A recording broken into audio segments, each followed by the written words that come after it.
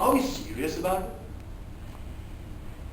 Or are we just making these conversations around these rooms and these safe havens in which we can discuss and talk about it? Is it happening on the ground? For minutes there will be no presentations, but I'd like then to give a chance to the floor to ask questions. And we will run until approximately 12:15.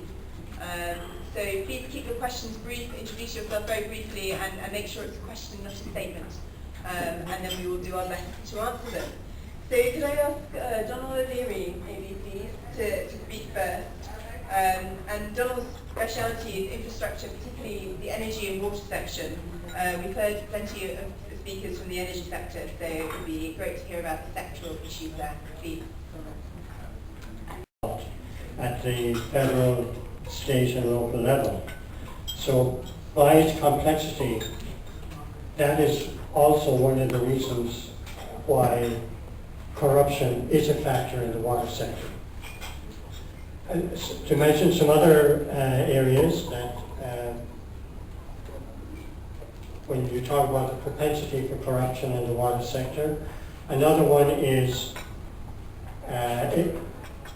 it generally involves the involvement of the construction industry in all the different subsectors I've mentioned, and the work of Transparency International and OECD shows that the construction industry is by far the most corrupt industry worldwide.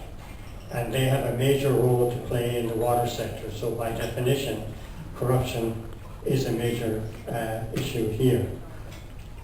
In addition, why is the construction industry interested? Is because of the large investments that are needed to build water sector infrastructure.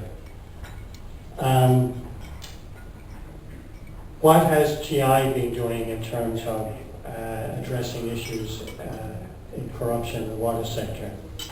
One of the major things that was done was in 2006, TI joined with a set of major actors in the water sector to set up the Water Integrity Network, which is based in Berlin. It was originally actually located within the TI Secretariat. They now are a separate NGO, and they are physically located very near their Secretariat is located in Berlin, very near where the TI Secretariat is located. And what are the objectives of the network? Well, first of all, to raise awareness and promote strategies to address corruption risks in the water sector. And one of the first things that TI and the Water Integrity Network, the WIN, did was they collaborated in the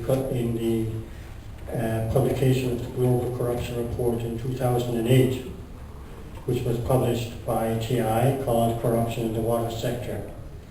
And one of the major things that report did was to highlight the importance of corruption risks, particularly in construction, and the work that had already been done by TI in promoting integrity pacts, including in the water sector.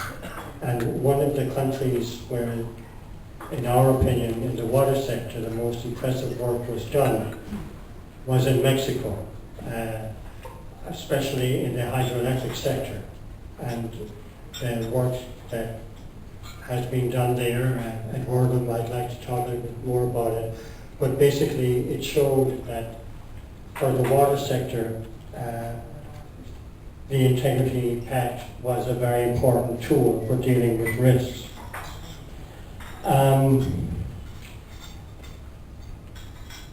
Two other points I'd like to make.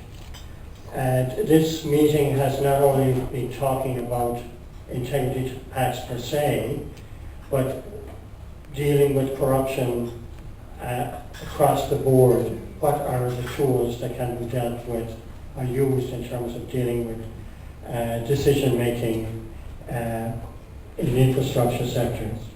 One of the things that makes the water sector maybe a little bit different from oil and gas sectors is that hydro projects, for example, or large dam projects affect people much more so than, say, a platform out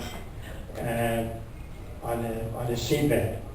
So it also means that decision-making in water sector infrastructure is a multi-stakeholder thing.